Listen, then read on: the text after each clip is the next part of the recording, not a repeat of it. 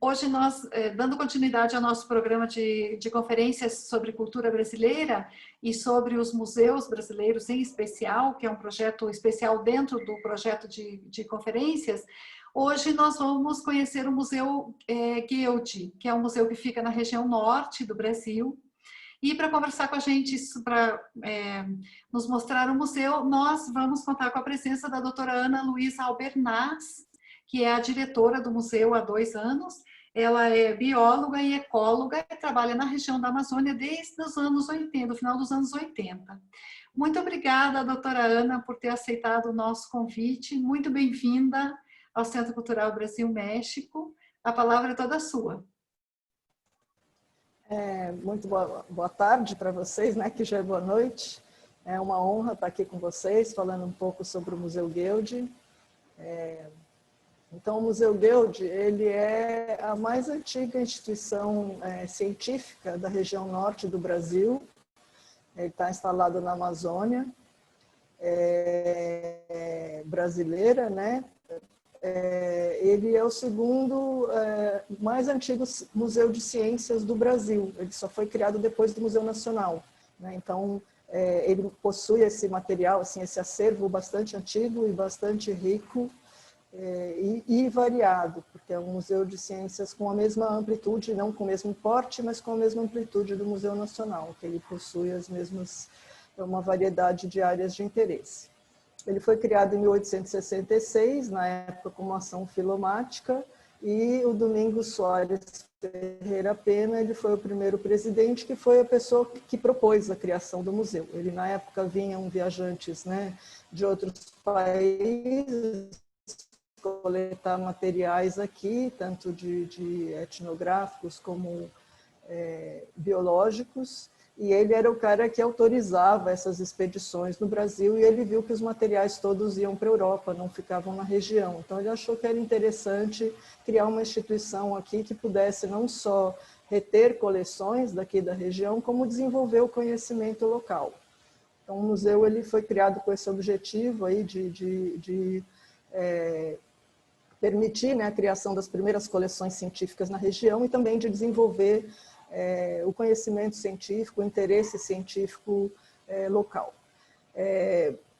Ele mudou de nome algumas vezes ao longo da vida, tornou-se então Museu Paraense de História Natural e Etnografia em 1871, e em 1894 foi contratado o Emílio Guild, que hoje dá nome ao museu, para ser o diretor, e aí ele reformulou muitas coisas no Museu Guild, ele organizou nos moldes dos museus europeus, então ele criou várias das coleções, estruturou um pouquinho melhor as coleções existentes também, e ele também foi quem propôs que só um museu com acervos não era...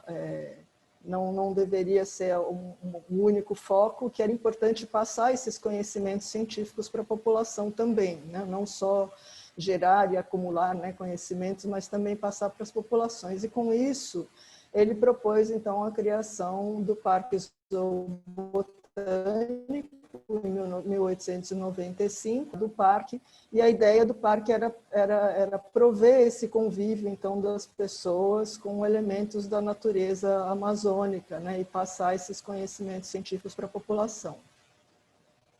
Nessas reformulações dele, a partir de 1896, então começou a ser publicado o boletim científico. Hoje em dia o museu tem 2 boletins, o de História Natural e o de Ciências Humanas, que são ainda até hoje as principais áreas de atuação do Museu Guild. E ele passou a ser, então ele era, até esse pedaço da história, ele era todo ligado ao estado do Pará, tanto que ele tem no nome Museu Paraense, Emílio Guild, mas ele passou a ser federal em 1955. Né? Então hoje ele é vinculado ao Ministério da Ciência e Tecnologia do Brasil, ele não é uma instituição propriamente cultural, ele é uma instituição científica e que tem as coleções associadas e as atividades de divulgação junto ao público. Ele tem uma missão, né? As instituições de pesquisa, a gente sempre tem uma missão, que é o que norteia as nossas atividades, que no caso do museu é gerar e comunicar os conhecimentos e tecnologias sobre a biodiversidade, os sistemas naturais e os processos socioculturais particularmente relacionados à Amazônia. A Amazônia, vocês conhecem, é um bioma muito rico, a gente está nos trópicos, né? A maior floresta tropical do mundo hoje em dia, então ela tem essa vastidão de interesses e vastidão de tem uma diversidade biológica enorme, tem uma diversidade geológica, tem uma diversidade cultural enorme também, né? Ainda é onde estão a maior parte das populações indígenas, várias populações diferentes com culturas diferentes e processos socioculturais diferentes e línguas diferentes e costumes diferentes. Então é um local bastante rico, né, para se viver e se estudar. E no caso da Amazônia, o Museu Guild tem duas particularidades, né? Por um lado, nós estamos mais próximos da Amazônia transformada, né? Aqui é Belém, não sei se vocês veem o cursor, mas Belém aqui nesse cantinho, então a gente tem os dois lados, né? Para cá a gente tem a Amazônia mais intacta e para cá a gente tem a Amazônia transformada, que é essa Amazônia que já, onde está, né, essa linha aqui vermelha, são as áreas mais desmatadas da Amazônia, o chamado arco do desmatamento, né? Então são as áreas mais degradadas da Amazônia. E tem ainda previstas uma série de investimentos em infraestrutura, então estradas hidrelétricas, instalação de mineração, então tudo isso é bastante mais intenso na Amazônia Oriental, que é como a gente chama a região em que a gente está. Então, por isso, grande parte dos nossos estudos, eles são voltados também para esses impactos. E por isso também o nosso acervo é ainda mais importante, porque ele testemunha um período em que essa transformação ainda não tinha ocorrido, né? No final do século XIX ainda não tinham começado, ou pelo menos não eram tão intensos esses processos. E aí vários dos nossos testemunhos são dessa época em que a Amazônia ainda não era tão transformada, então a gente pode estudar assim com mais testemunhos, digamos, esses impactos. Outra questão é que a gente está aqui, né, em Belém, onde mostra a figura, então a gente também tem acesso à chamada Amazônia Azul, que é a região costeira e que tem processos bastante diferenciados. Então, muitas pessoas não sabem, mas a região norte é onde tem os mangues mais intactos, né, do Brasil e os mais extensos também. E essas áreas de manguezais, elas são bastante importantes para as populações, tanto em termos de pesca, como catadores de caranguejo. Então, são populações que vivem ainda bastante do extrativismo, né, e que tem digamos, um uso do ambiente diferenciado e também sofrendo um processo intenso de modificação, né? Bom, o Museu Guild, a nossa infraestrutura, eu vou falar principalmente das duas bases mais importantes. Nós temos 4 bases, nós temos uma floresta de campo também, hoje em dia nós somos responsáveis por uma unidade no Pantanal, que é outro bioma, mas o mais conhecido é o Parque Zoobotânico, né? Essa edificação é a mais conhecida, ela foi a primeira sede do Museu Guild, que a gente chama de Rocinha. E esse aqui, esse é o nosso aquário, que está aqui à direita. As raias que elas fazem parte do aquário. O aquário é o mais antigo do Brasil, né? O aquário público mais antigo do Brasil.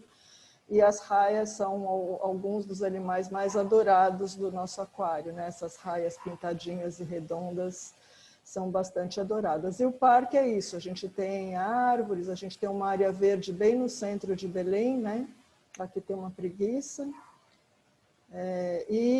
Esse parque, então, o primeiro prédio a ser adquirido foi a Rocinha, que é esse que sempre é emblemático, né, e ilustra quase sempre as divulgações do Museu Guild, mas no mesmo parque a gente tem várias outras edificações históricas, a maioria do final do século XIX, né, e início do século XX, e a Rocinha ele já foi adquirido com o terreno do parque. Esses outros prédios, se vocês verem, a maioria deles foi construída pelo Museu pelo Emílio Guild, então eles têm esse estilo suíço, esse estilo enxaimel, né? e que praticamente não tem outras edificações em Belém ou na região amazônica com esse estilo, né? Então, aqui o prédio da diretoria, esse do protocolo, o chalé, são todos nesse estilo. Essa era a antiga casa que ele morou, ele construiu uma casa, uma residência para ele dentro do parque. Hoje em dia ela está bem degradada, a gente está aí na luta para ver se a gente consegue restaurar, né, essa casa dele. Bom, o Parque Zoobotânico, como eu falei para vocês, assim, a parte mais adorada, digamos, do museu, tem um apoio público enorme, né? Hoje em dia a gente tem recebido cerca de 250 mil visitantes por ano, a gente já chegou a receber 400 mil. Belém hoje em dia tem outras atrações que acabaram dividindo um pouco as atenções, mas ainda assim é bastante gente. E parte dessa visitação é relacionada à fauna, né, que tem no parque. Então, aqui a gente vê alguns animais bem emblemáticos, que são o urubu-rei, né, aqui em cima, a águia, né, que é a arpia, a onça, um tucano e essa tartaruga bem diferente, aí, que ela tem essas coisas pontudas, chama mata-matá. Então, no parque, além disso, a gente tem as visitas escolares, as visitas guiadas, a gente recebe cerca de 20 mil alunos por ano, né? São principalmente os professores que marcam essa visitação e a gente tem um serviço de receber e tem alguns programas, né, para desenvolver com essas crianças e são atividades bastante procuradas pelas escolas. E é interessante que também somos muito procurados pelo Exército Brasileiro, porque sempre que vêm novos soldados para a região, eles vêm para o museu conhecer a fauna, conhecer a flora, conhecer quais são as plantas comestíveis, quais as plantas perigosas, enfim, eles vêm ter um primeiro contato com a natureza nesse parque zoobotânico que a gente tem. No Parque Zoobotânico também onde são realizadas as nossas exposições científicas. Hoje em dia elas estão ocorrendo no prédio da Rocinha, né? O antigo prédio de exposição que a gente teve, que a gente tinha, ele foi destruído, mas nós estamos finalizando um novo prédio de exposições que estava previsto para inaugurar esse ano. Com a pandemia a gente teve alguns atrasos, mas a gente tem a esperança de conseguir inaugurar ele com uma exposição nova e reformulada o ano que vem. O museu também conta com um campus de pesquisa, e aí o campus é onde como o nome diz, é onde são realizadas as principais ações de pesquisa da instituição, né? Como eu falei, ela é uma instituição do Ministério da Ciência e Tecnologia, e ela tem atividades de pesquisa e atividades de ensino também. Nós temos cursos de pós-graduação, nós temos palestras, nós sediamos eventos, né, de conhecimento científico, e esses prédios aqui compridos que vocês veem nessa foto, a maior parte das nossas coleções elas estão nesses prédios, eles são separados entre si, o que por um período a gente achou que era um pouco ruim, depois dos incêndios que a gente teve, a gente começou a achar que era um pouquinho melhor eles estarem separados, porque se acontece algum problema, eles estão separados entre si, né? A gente não perderia todos os acervos. O Museu Guild atua principalmente, né, como diz a nossa missão, em biodiversidade, ciências humanas, ciências da terra, na parte de ecologia, conservação e manejo da fauna e flora, faz estudos de uso da terra, né, essas mudanças do uso da terra, como eu falei, os impactos e etc., as cadeias produtivas, visando também fazer propostas de uso sustentável. Temos também alguns laboratórios que trabalham com bioprospecção e biotecnologia. Temos um núcleo de inovação que trabalha com essa proteção do conhecimento, incentivando o depósito de patentes, né? E o núcleo de educação e comunicação científica, que trabalha principalmente no parque, e mais também produzindo revistas e outros materiais para a divulgação da ciência ao público. E, assim, o grande, digamos, o grande diferencial da instituição ainda são os seus acervos, né, que são acervos bem antigos e bastante diferenciados e bastante representativos da região amazônica. Então, nós temos um conjunto de coleções antropológicas, que elas incluem a de linguística, e a de etnografia e de arqueologia. Eu vou passar um pouquinho mais em detalhe sobre cada uma delas a seguir. Então, a de linguística, ela é a mais nova delas, ela começou na década de 80, e ela é constituída principalmente por registros audiovisuais de falas, né, de cantos, de outras formas de expressão, tanto linguística quanto cultural, desses povos originários do Brasil, né, os povos indígenas. Ela está completamente digitalizada, ela tem um site próprio, né, de divulgação dos seus materiais, e ela conta atualmente com cerca de 20 mil registros de 80 etnias diferentes, né? E isso representa mais ou menos 50% das línguas indígenas faladas no Brasil. Então, é um acervo que ele é bem representativo e muito raro, né, dessas línguas nativas brasileiras. E aqui essas fotos vocês veem que tem os índios, né, eles mesmos se gravando, se registrando. É bastante importante esse registro, essa documentação, porque algumas dessas línguas elas têm muito poucos falantes hoje em dia, né? Então, a língua Uporú-Borá, por exemplo, só tem 2 falantes, a língua Waioro tem menos de 10, a Sakurabiate tem 12 e Canoé tem só 1 falante, né? A Canoé, hoje em dia, a equipe da linguística fez esse pequeno aplicativo, né, que ele pode ser tanto usado no celular como direto na internet. Então, ele conta com imagens e aqui ele tem um sonograma associado, então isso serve para o próprio povo, né, ensinando a língua para os mais jovens.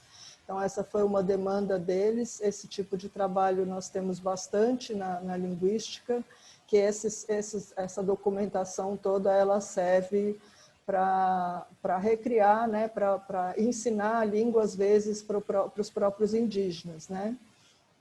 Isso a gente tem tanto na linguística, como a gente tem em outras etnociências, que o próprio povo, por exemplo, a gente documenta, por exemplo, o uso de plantas medicinais, ou de outras plantas úteis, ou dos usos da fauna que eles fazem, e eles pedem muito a elaboração de cartilhas e documentos para eles poderem repassar esses conhecimentos para os mais jovens.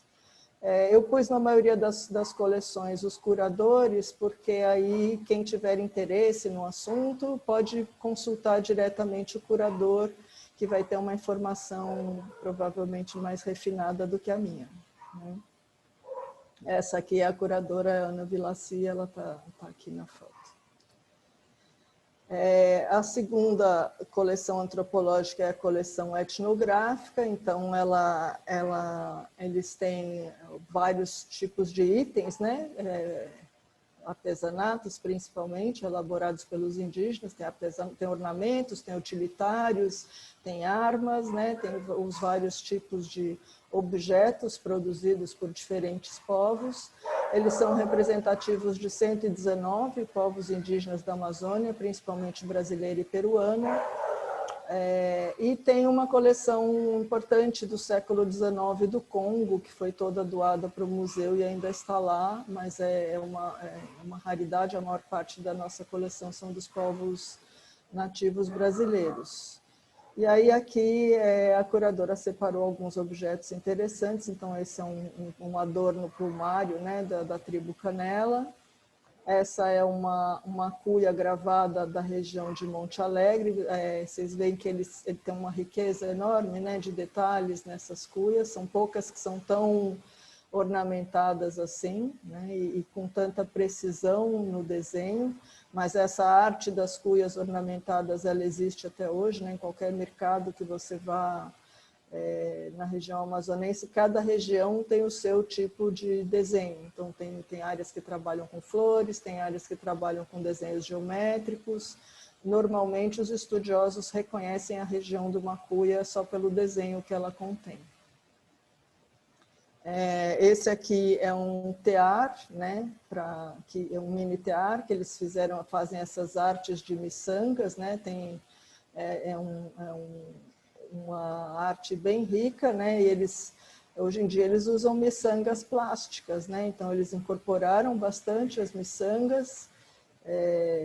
E aí aqui é um mini tear que mostra como que eles confeccionam então essas artes em miçangas. Eles fazem às vezes desenhos bem sofisticados e é interessante ver que culturalmente eles foram incorporando outras coisas. Outro dia alguém trouxe uma tanga que tinha o Pato Donald. Então a gente vê que por um lado, né, eles vão atualizando algumas culturas. A coleção etnográfica ela tem diferentes subcoleções e normalmente elas são denominadas, né, com base nos nomes dos cientistas, dos viajantes, enfim, do principal coletor, né, que reuniu essas coleções. Então a gente tem algumas, né, alguns povos foram mais estudados e tem coleções mais representativas. Então Inicarajá, Canela, Caiapó, Mebengocre, o Ticuna e Tirió. Então esses são os grupos mais bem representados nessa coleção etnográfica, mas ainda assim tem materiais de Baniba, Tucano, Yanomami, Kaapor, enfim, outros povos.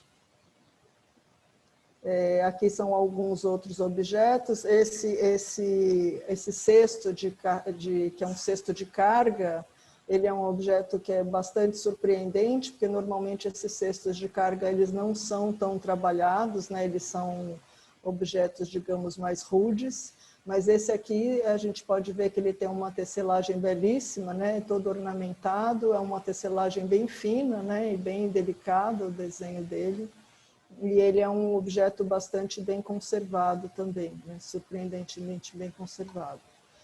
E esse aqui é um chocalho, então a gente vê que eles também têm objetos que são, digamos, recreativos, né? Então é um chocalho que, além de ser muito ornamentado, ele é um instrumento musical, né? Que tem pecinhas dentro que faz barulho.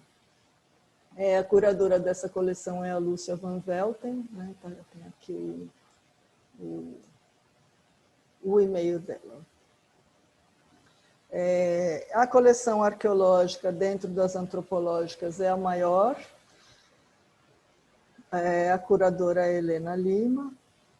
Esse aqui é um conjunto de urnas, né? As urnas funerárias, então a gente tem uma grande diversidade de urnas, algumas mais inteiras, outras menos inteiras, né? E ainda algumas sendo reconstruídas, né? Com os fragmentos que também estão ainda na coleção. Estão catalogados 3.056 objetos, mas o número de catalogação dessa coleção ele é incerto, né? Tem cerca de 7.000 caixas com objetos, muitos deles intactos, alguns fragmentos, né, que são usados. Então essa montagem aqui dessa cerâmica, ela foi feita na coleção, né?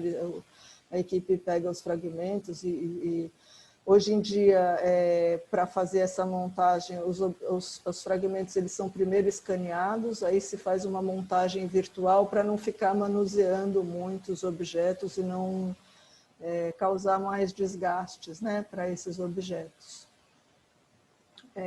Então, além das cerâmicas, né, que são os materiais mais abundantes, então tem desde aqui do fragmento até o reconstruído, até alguns aqui mais intactos, mas tem vários outros objetos, como os objetos ósseos, como, enfim, aqui tem uma múmia, né, encontrada num sambaqui, na região costeira. E tem outros materiais também botânicos, malacológicos, enfim, que foram registrados.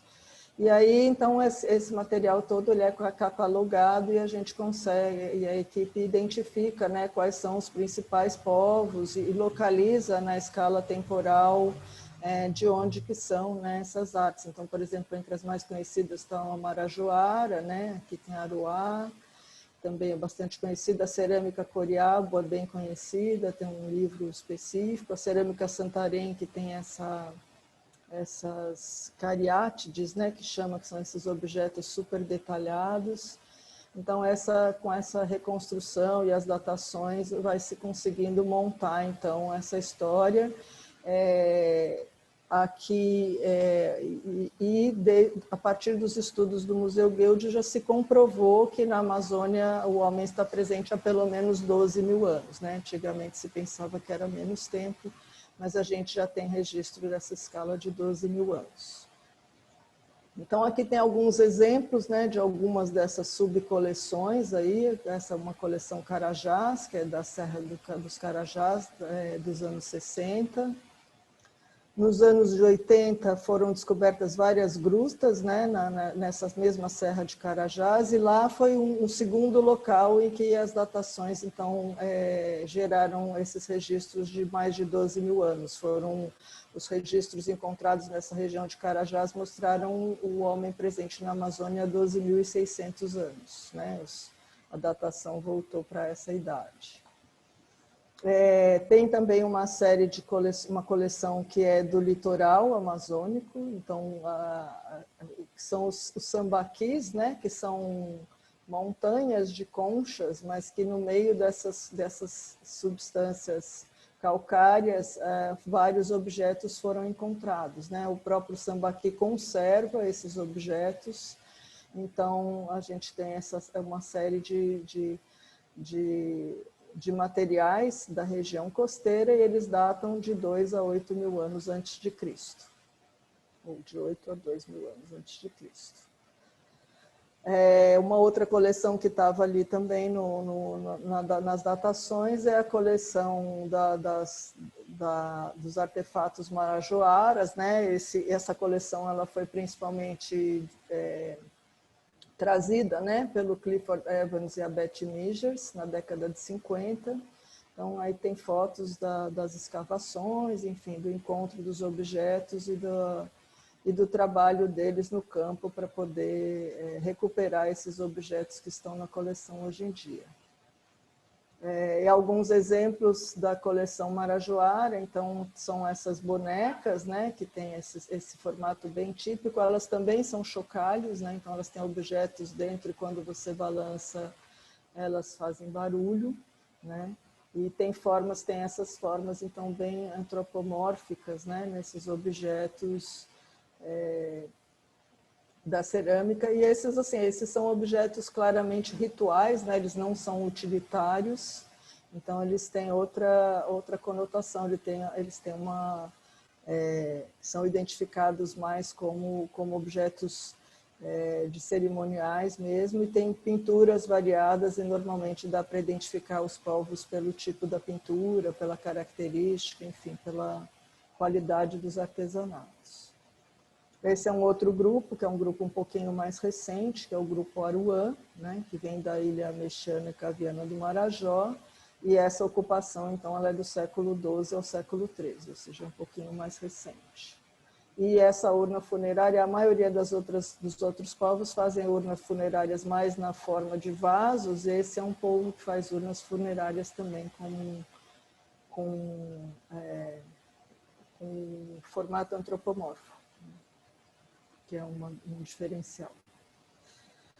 A coleção arqueológica ela é bastante utilizada para atividades educativas e trabalhos com públicos, então aulas, né, que a gente vê os jovens aprendendo. Tem uma parte da coleção que é mais utilizada para essas atividades de extroversão mesmo.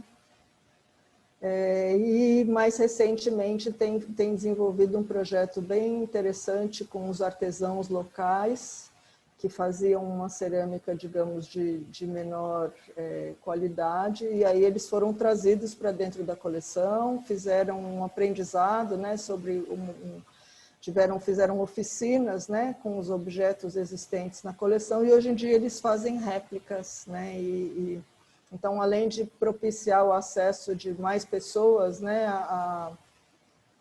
ao contato com essas peças, eles conseguiram digamos, um artesanato e um meio de vida bastante mais qualificado, porque são peças bem mais valorizadas, né, com mais conteúdo histórico. Bom, além das coleções então antropológicas, nós temos um grande conjunto de coleções biológicas, são várias coleções. Uma delas é a paleontológica, né? São principalmente fósseis das bacias sedimentares da Amazônia, né? Dessas regiões aqui indicadas no mapa.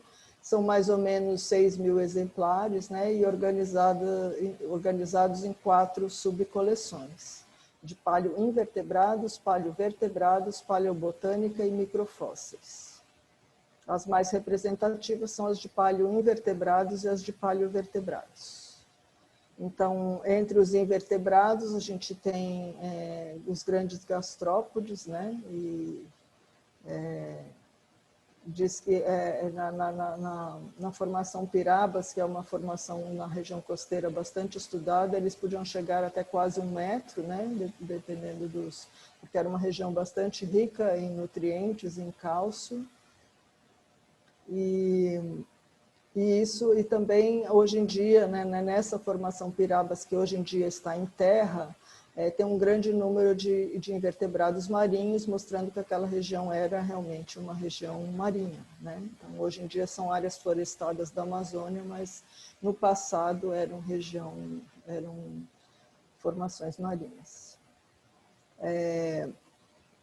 Então, os invertebrados apontam, né, essa existência do mar no passado, e teve uma ocorrência inédita dos braquiópodos mais antigos do Brasil, né, que datam do Devoniano inferior. Então, essas são espécies novas, descobertas ali nessas escavações. Belo Monte, não sei se vocês têm ideia, mas ali já é bem para dentro, né, já é, sei lá, 800 quilômetros mais ou menos da região costeira, e tem esses registros marinhos nessa região.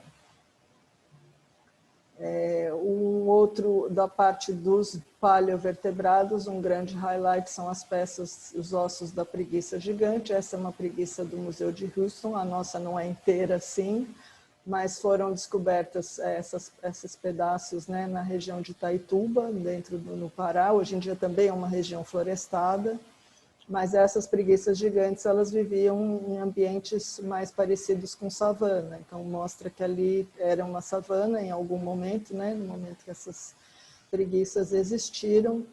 E aí são as peças, né? São um pedaço do crânio e um pedaço aqui da canela do calcânio da preguiça gigante. Também na formação Pirabas, que é uma das mais estudadas, né, tem vários outros vestígios da vida aquática, né, então tem dentes de tubarão, placas de arraia, autólitos, então todos são animais marinhos e que hoje em dia estão em ambientes florestados.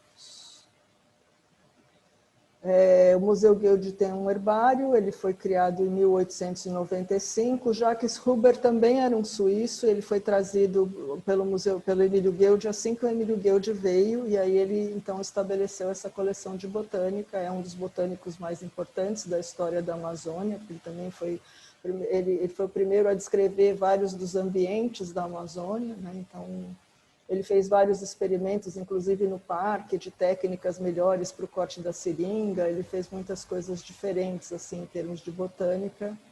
E ele foi também depois ele foi diretor do museu, ele foi quem inaugurou o aquário. Por isso que o aquário leva o nome dele, apesar dele ser botânico e o aquário ser de fauna aquática, mas ele leva o nome dele. O herbário do museu, ele abriga essas coleções históricas, tanto do Huber como outros famosos, como o Richard Spruce, o Ulli, o Adolfo Duque, que foram todos bem famosos. Assim, são coleções grandes, e eles identificaram e descreveram muitas espécies, né? Hoje em dia o herbário conta com quase 240 mil espécimes, mas é uma coleção bastante importante devido à variedade de espécies que ela contém e a quantidade de tipos nomenclaturais, que são aqueles exemplares que serviram para descrever as espécies, né? Então, a coleção do museu ela é muito relevante, porque ela tem vários tipos, ou seja, as espécies foram descritas baseadas naquela amostra específica que está no nosso herbário.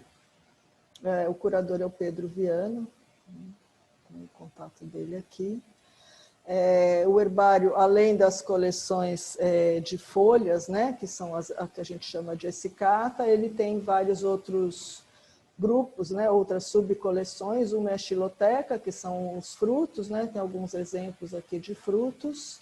Palinoteca, não, xiloteca, desculpa, xiloteca são madeiras, né, são amostras de madeira. Carpoteca são as de frutos, como esses que estão aqui. Palinoteca são os pólens, né, então eles servem para comparar, por exemplo, com os pólens do passado e ver o que era floresta, o que não era floresta, que tipo de planta que tem. E testemunhar também o que existe hoje nos ambientes, né?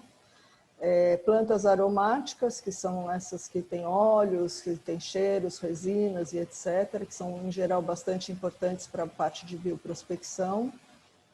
Plântulas, porque elas são diferentes, e fungos, né? Então, tem uma coleção importante também de fungos. A coleção está quase toda informatizada e digitalizada, então a gente vê aqui os armários, né, com as essicatas, e o pessoal trabalhando aí na catalogação e na digitalização desse material.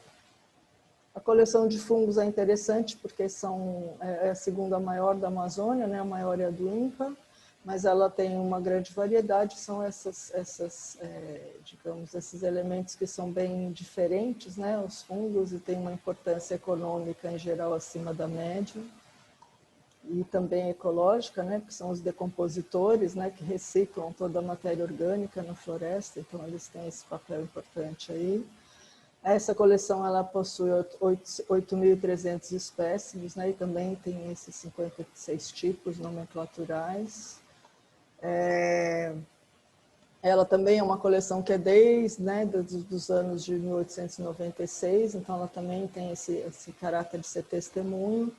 E aqui, então, estão alguns exemplos de espécies que foram descritas com base na coleção do museu. Né? Algumas essicatas bem antigas, aqui a visão no microscópio, né, do fungo.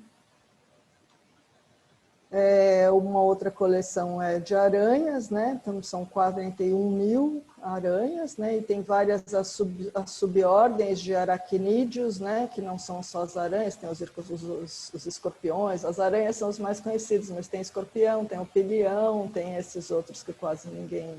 Os pseudo-escorpiões, né? Que são menorzinhos. A maioria é em meio líquido, né? E aí aqui a gente tem algumas fotos, né? Então, nessa coleção, só de 2014 a 2020, foram descritas 186 espécies novas. Então, é uma equipe muito ativa, né? Às vezes são aranhas muito pequenininhas e que passam desapercebidas e que ficaram desconhecidas por muito tempo, né? Então, foram 2 gêneros novos de aranhas descritos e aí um deles está exemplificado aqui. Essa é uma foto na lupa, né? Porque é um bicho bem pequenininho, e essa segunda foto é uma foto no microscópio eletrônico de varredura, que mostra, né, uma estrutura do animal em bastante mais detalhe. Um grupo bem interessante que foi feita uma revisão é esse grupo dos Myrmeciums, né? Então, como o nome diz, isso aqui é uma aranha, mas ela imita uma formiga, né? Então, todas elas, se a gente olha, elas imitam, né, formigas. Elas foram coletadas em várias regiões, né, da Amazônia, e aí foi feita, então, essa revisão do gênero, que revelou várias espécies novas e mostrou que era um grupo muito mais rico do que se pensava. Se pensava que existiam poucas aranhas desse tipo, mas parecem formigas. Se você contar, elas têm 8 patas, não tem 6 como os insetos. E esse aqui foi um outro grupo, então, que foi feita uma revisão, né, que é a Actinopus, que eles vivem tipicamente nessas casinhas aqui que tem uma tampinha, né? E foram, então, registradas, depois dessa revisão, 84 espécies, das quais metade eram espécies novas. Então, estavam lá na coleção, já tinham sido trabalhadas, já tinham sido identificadas, mas quando a equipe pegou o material para rever, viram que, na verdade, tinha muito mais espécies, né? Porque hoje em dia a gente tem muito mais recursos, né, para essa identificação das espécies. Tem a microscopia eletrônica, que eles usam bastante, o grupo das aranhas, porque tem muitas diferenças que elas estão em detalhes muito pequenininhos, né? Então, são vistos nessas imagens do microscópio eletrônico. E o curador é o Alexandre Bonaldo, que é quem participou da descrição da maioria dessas espécies. Tem umas coleções menores digamos, e mais novas, né, de outros invertebrados, que incluem os crustáceos e esses outros invertebrados não artrópoda, que são esses grupos menorzinhos, tipo minhocas, quinidária, né, que são as medusas, né, e pólipos, que são esses bichos mais aquáticos, equinodermata, que são os ouriços marinhos. Então, essa coleção ela é bem mais nova, ela começou já nos anos 2000, né? Então ela tem 2.500 registros, mas ela também consegue ter acervos únicos, né? Bem diferentes, que só tem aqui, porque principalmente pega a região costeira também, que era muito pouco amostrada na região amazônica. Os insetos é provavelmente a maior coleção de todas do museu, né? A gente tem 500 mil exemplares em álcool e mais de 1 milhão de, aliás, 500 mil exemplares alfinetados, né? Nas gavetas e cerca de 1 milhão de exemplares em álcool, né? Ela foi começada também no fim dos anos 1800, né? Esse Hermann Milward foi um dos primeiros coletores. Aqui a região que ele está hoje em dia é a rodoviária de Belém, ou seja, ele tá, era uma super floresta, hoje em dia não tem nada aqui mais. Então a gente tem são principalmente daqui, da região Amazônia e mais da Amazônia Oriental, mas tem de toda a Amazônia, inclusive de um pouquinho de exemplares de fora da Amazônia. Então, aqui a foto mostra os exemplares etiquetados, né, catalogados. Aqui mostra os armários um pouco com essas séries de gavetas, né? Isso aqui é uma das gavetas, em detalhe. E esse aqui é um casal que trabalhou bastante no início, né, dessa coleção, que foi o Jean, o Ian e a Boumila, né, que era um casal, e aí eles trabalharam bastante então com os besouros e são importantes nessa parte desse início das coleções de besouro. E o Adolfo Duque é interessante porque ele veio como entomólogo e depois ele se empolgou muito com o Huber e ele passou a ser um botânico muito importante, mas ele fez a base da coleção de entomologia do museu também, né? Ele é importante tanto na base da coleção de entomologia quanto na de botânica.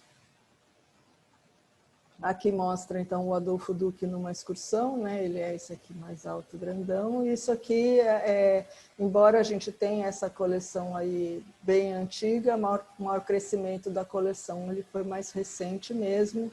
E no início dos anos 1900, né, o Emílio Guild ele levou uma parte da coleção daqui para a Suíça de volta, então por isso que a coleção ela perdeu um pouquinho de fôlego e ela recomeçou depois.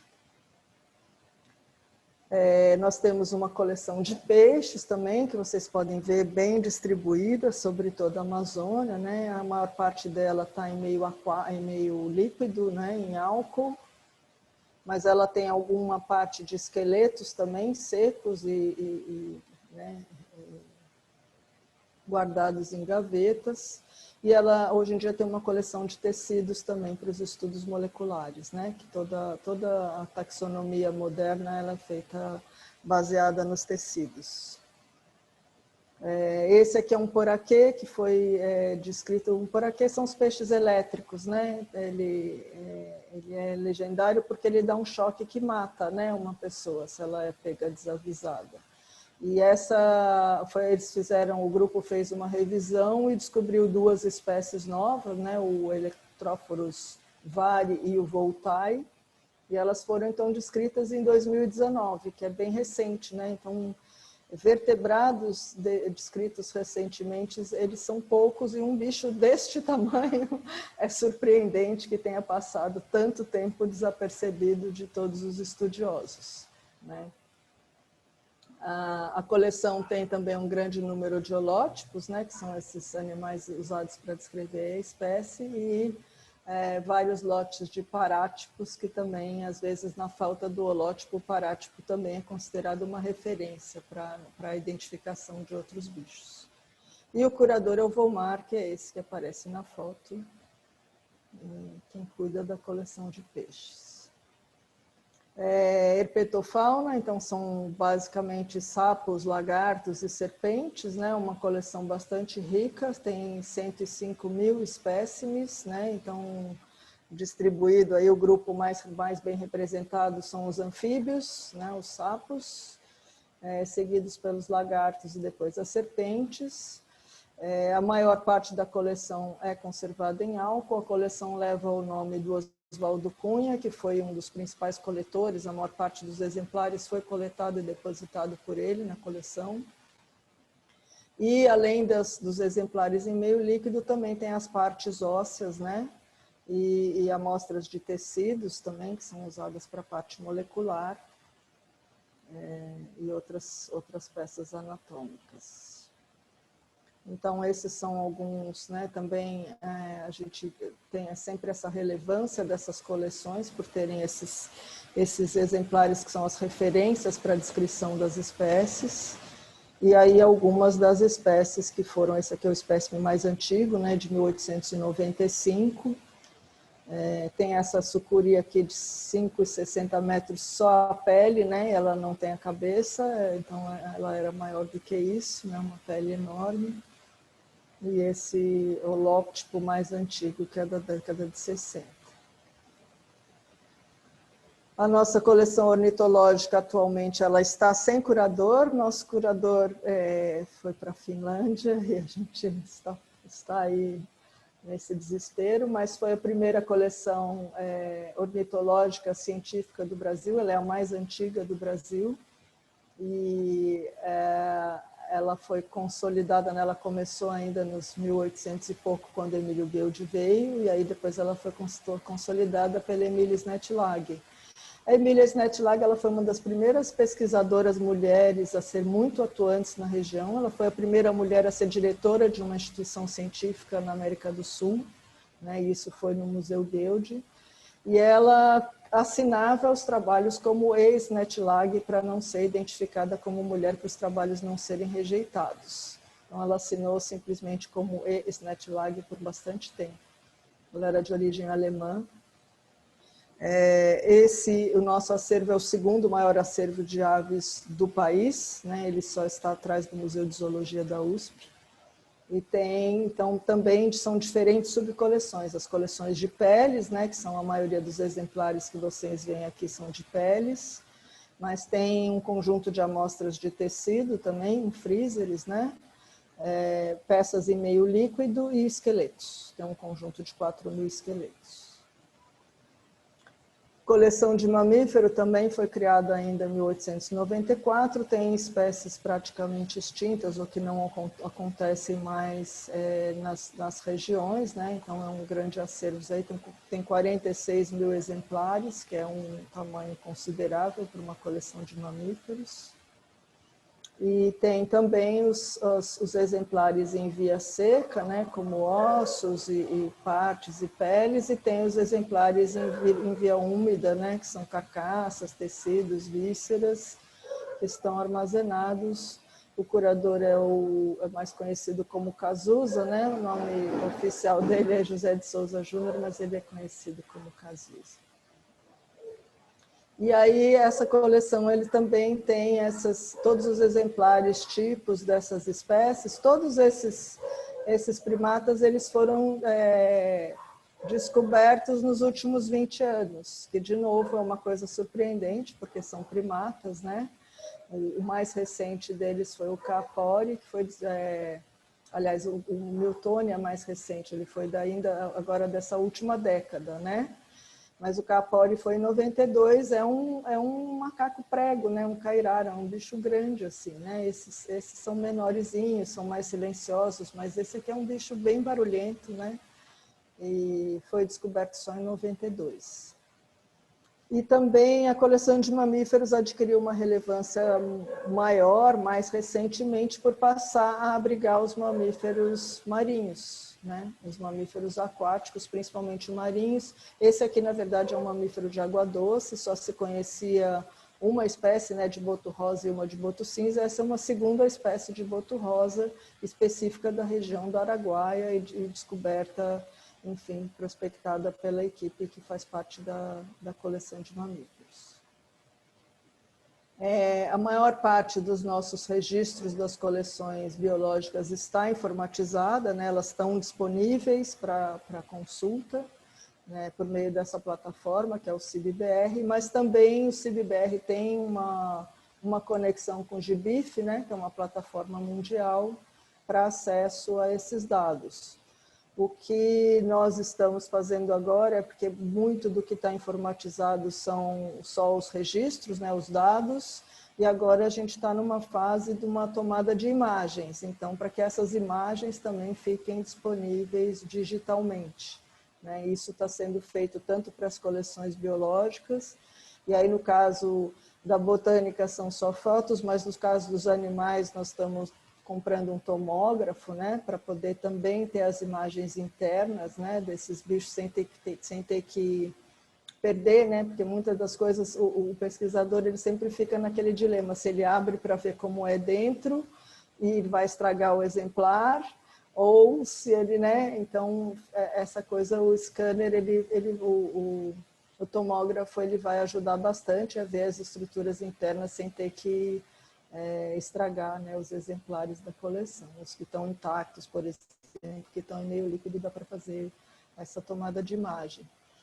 E no caso das arqueológicas também tem essa tomada de imagem, né? A instituição já tem um scanner 3D e agora nós estamos comprando impressora 3D e também em breve a gente espera ter o arquivo mais informatizado e disponibilizado para o público dessas várias formas.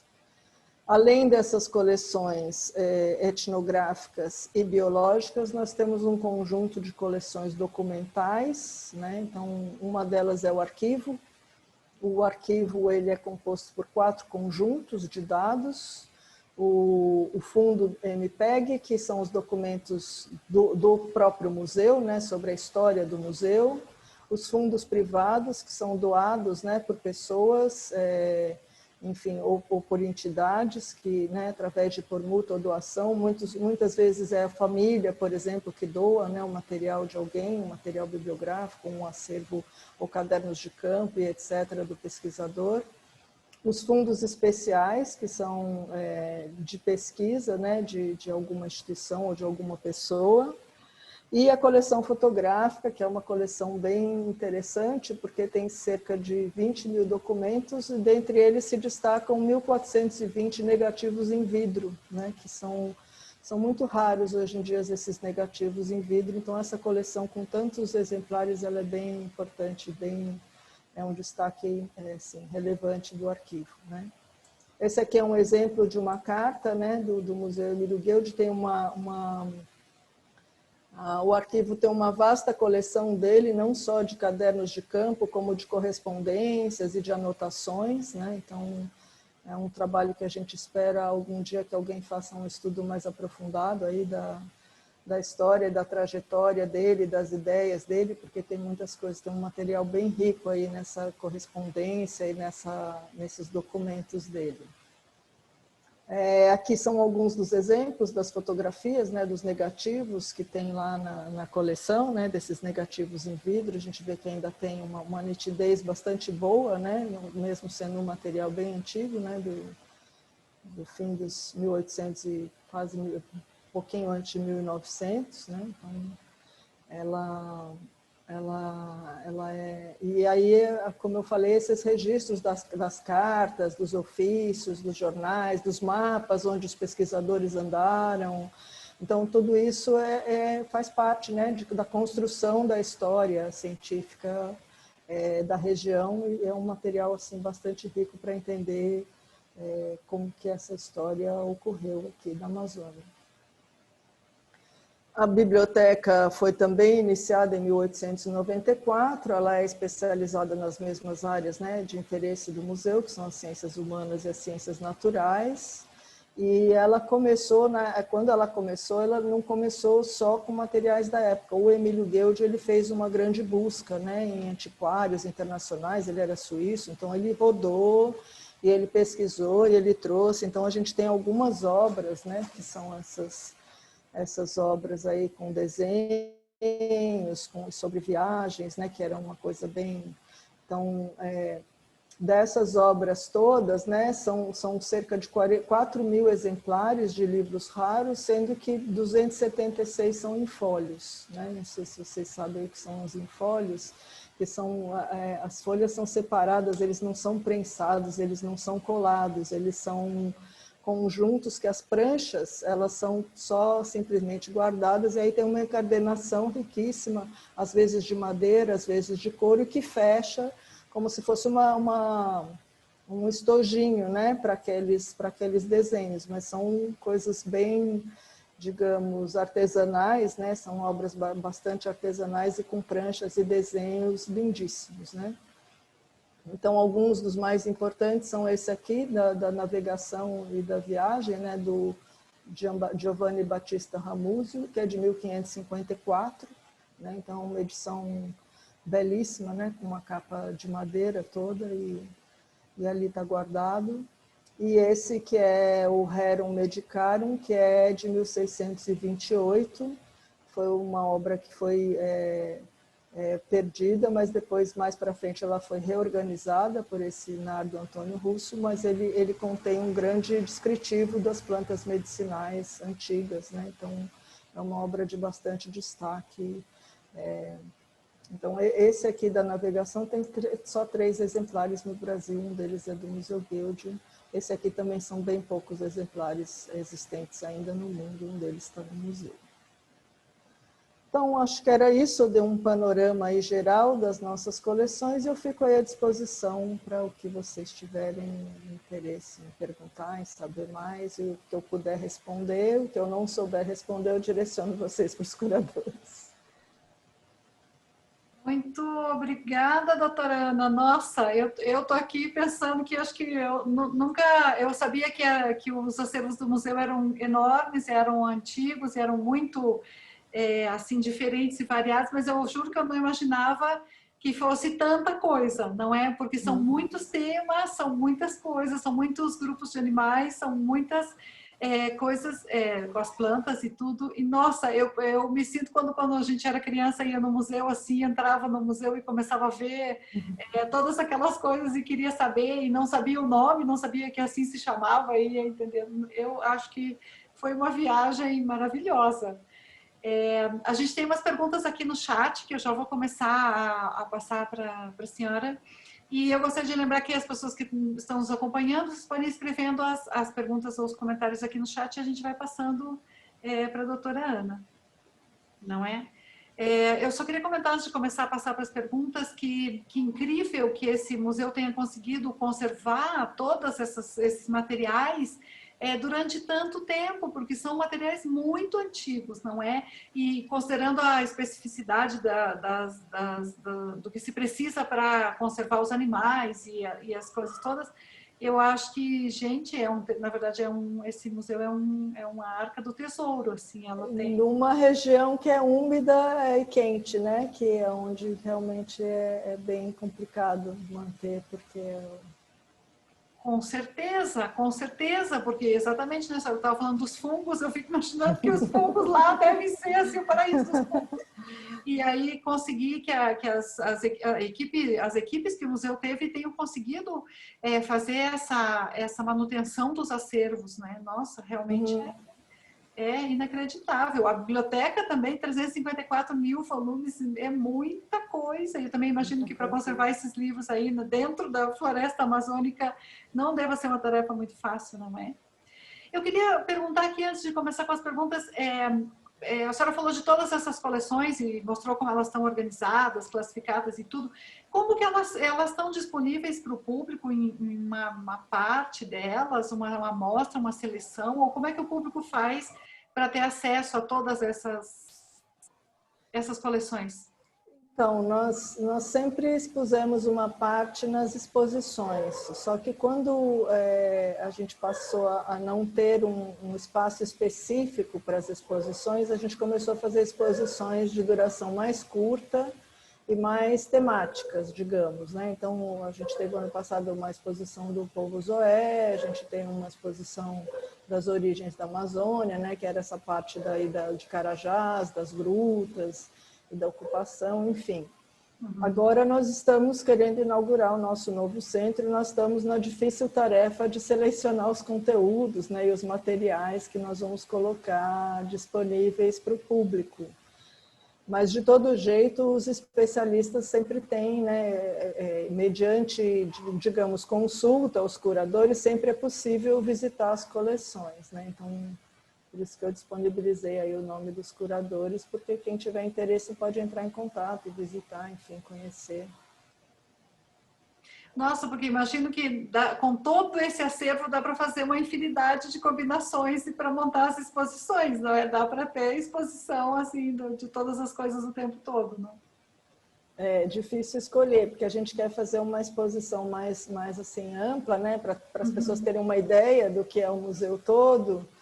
E aí realmente é complicado selecionar os conteúdos, os materiais, mas a gente espera conseguir inaugurar no ano que vem essa exposição, que aí a gente vai ter pelo menos, assim, que nem aqui, né, que eu dei um panorama bem geral para vocês, a gente espera conseguir dar um panorama geral da Amazônia e do que existe na Amazônia, e dessa riqueza, né, de tanto cultural quanto de diversidade biológica, que a gente, né, que acho que o acervo consegue transmitir, né, essa enorme riqueza que existe. Nossa, com certeza. Então, vamos para as perguntas. A gente tem aqui do Juan, ele pergunta se tem tido oficinas para o público em geral e se essas oficinas têm sido feitas de maneira remota, né, durante a pandemia. Essa é uma pergunta. E a outra pergunta dele é se existe um apartado, uma seção de plantas medicinais no herbário. Sim, nós temos feito algumas sessões remotas, né, agora durante a pandemia, não só do grupo principal de comunicação e extensão, mas, por exemplo, os cursos de pós-graduação também têm feito eventos mais específicos sobre vários temas, né? Então, tanto diversidade biológica quanto diversidade cultural.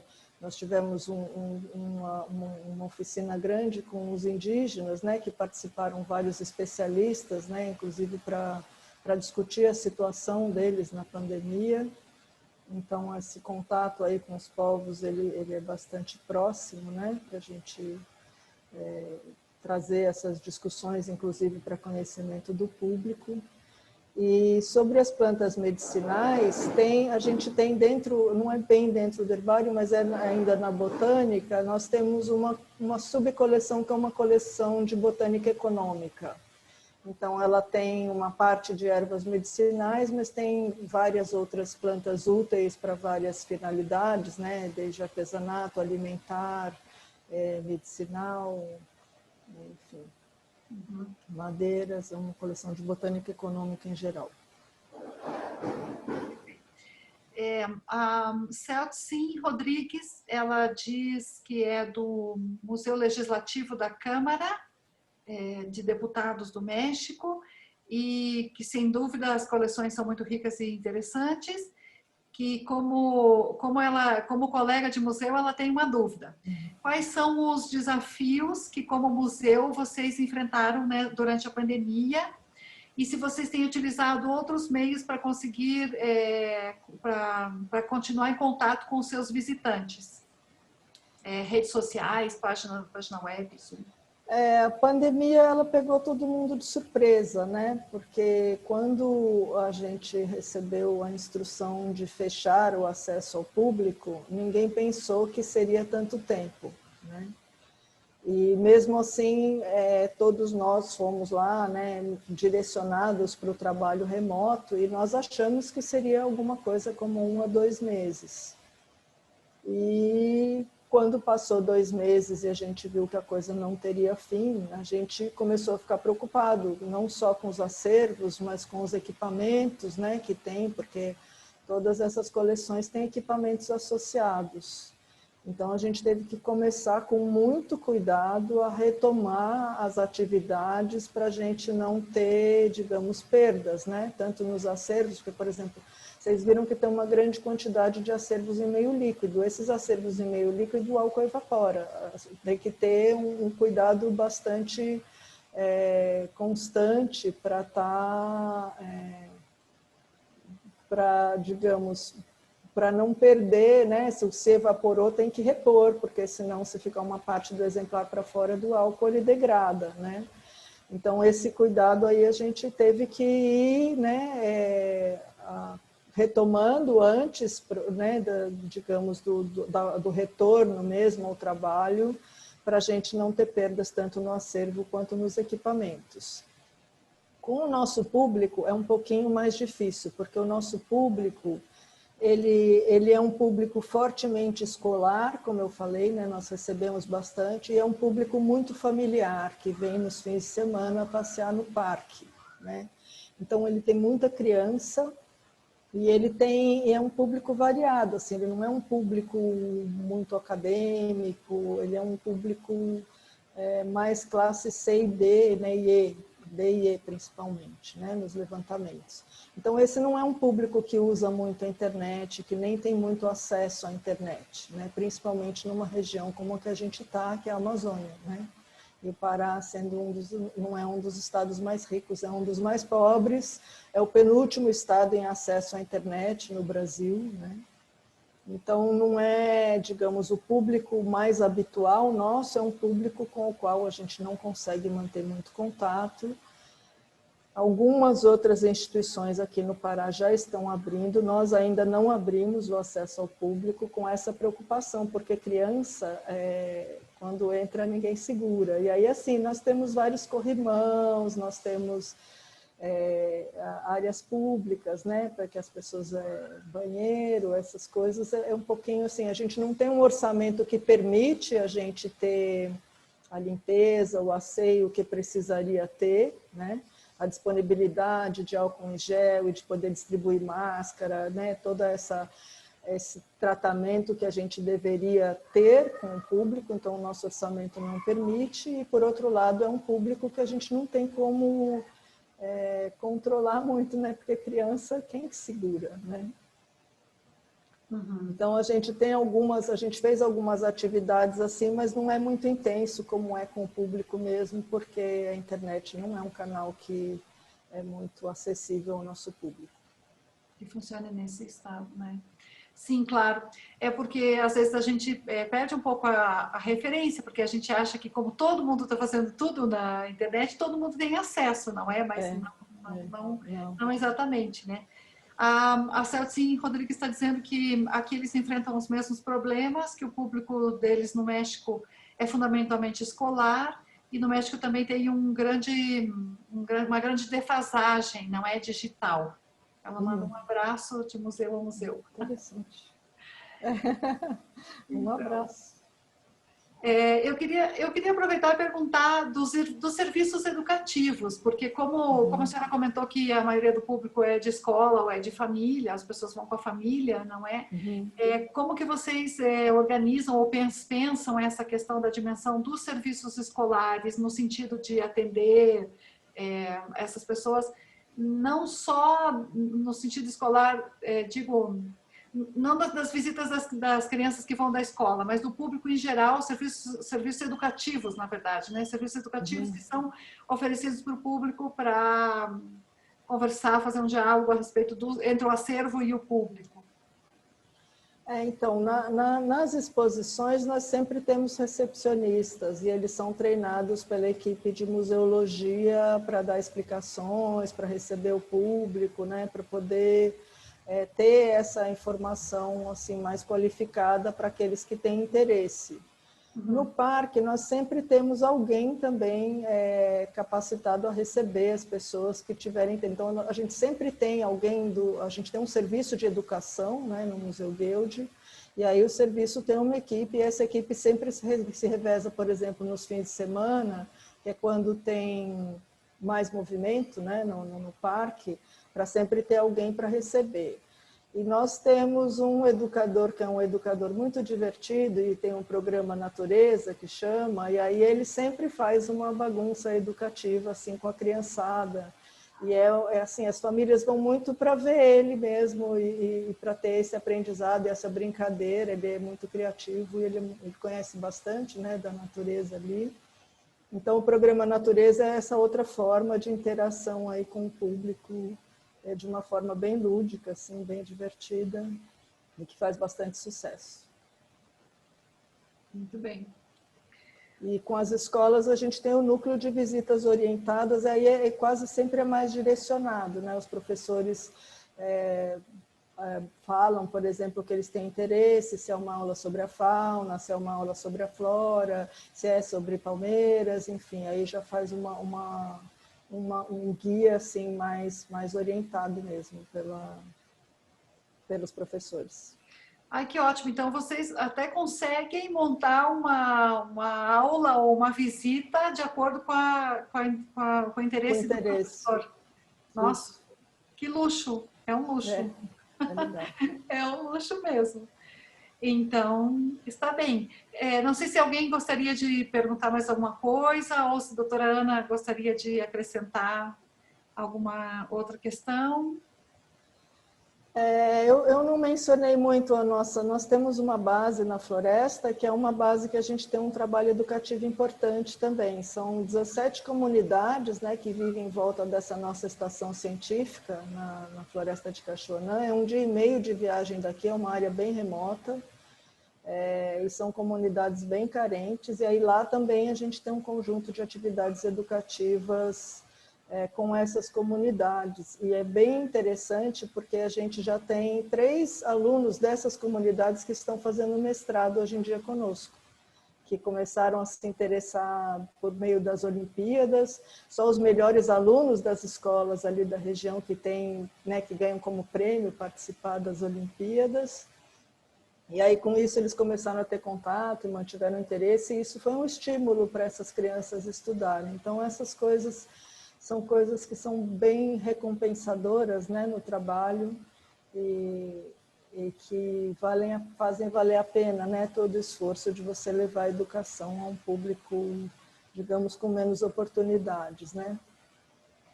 Com certeza, inclusive essa questão de conseguir trazer a comunidade para dentro do museu, né? Mas no sentido mais humano, não só a representação da língua ou da arte, né, do que eles produzam, mas as pessoas mesmo que ainda estão dessas etnias, dessas comunidades, que elas se sintam parte do museu. Isso é muito, muito louvável, não é? E um outro programa educativo bacana que a gente tem também é o Clube do Pesquisador Mirim, que são crianças então de escolas, aí elas também fazem uma inscrição, passam num pequeno processo seletivo, e aí elas ficam frequentando o museu 2 vezes por semana durante todo um semestre e desenvolvem projetinhos próprios, né? Então, a gente também já tem aluno que passou no Clube de Pesquisador Mirim e que está terminando o doutorado hoje em dia. Então, são atividades aí que a gente vê que surte um efeito, né, de estimular essa curiosidade, esse interesse científico nessas crianças. Nossa, com certeza, e com esse acervo maravilhoso, qualquer criança pode se perder no meio desse acervo. A Kalina está perguntando qual é mesmo o nome do aplicativo das línguas indígenas que a senhora citou. A linguagem é Canoé, mas o nome do aplicativo, não sei se tem um nome. Acho que ele não tem um nome. É um dicionário, né, da língua Canoé que está sendo desenvolvido. Eu posso depois ver, se ela quiser deixar o e-mail, alguma coisa, eu posso pedir para a curadora escrever para ela, que é quem está desenvolvendo o aplicativo. Que ótimo, muito obrigada. Sim, esse acervo também de registro das línguas indígenas é importantíssimo, porque elas realmente vão desaparecendo, não é?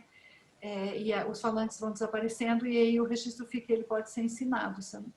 É uma coisa de recuperação cultural mesmo bem importante, uma ferramenta importante. Com certeza. Muito bem, então acho que só nos resta agradecer muito pela sua disponibilidade, doutora Ana, pela oportunidade ímpar que nós tivemos de conhecer esse museu que fica tão longe, não é? E que parece outro universo, de tão grande, de tão rico, tanta coisa para oferecer. Que bom que a senhora veio, conversou com a gente, que a gente conseguiu fazer contato. Com certeza nós vamos ficar aqui pensando em outras coisas que a gente pode organizar juntos, porque eu acho que, nossa, tem muitas coisas, muitos pontos de contato, muitas coisas que nós poderíamos tentar difundir aqui também, não é? No México. Então, muitíssimo obrigada, doutora Ana. Eu que agradeço, porque sempre assim, é interessante, né, que o museu seja conhecido por mais gente, né? Nós estamos...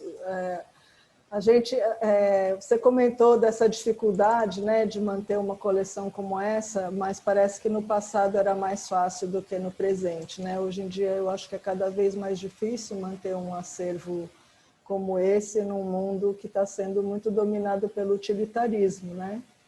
Então, assim, esse prazer, né, em ver o conhecimento, em ter acesso a esses conhecimentos, em armazenar conhecimentos e desenvolver conhecimentos, é um prazer que parece que as pessoas estão perdendo, infelizmente, né? Então, eu fico muito feliz de, pelo menos, ter um grupo aqui que tem interesse, né, nesses assuntos e na conservação do nosso patrimônio cultural, né, e científico.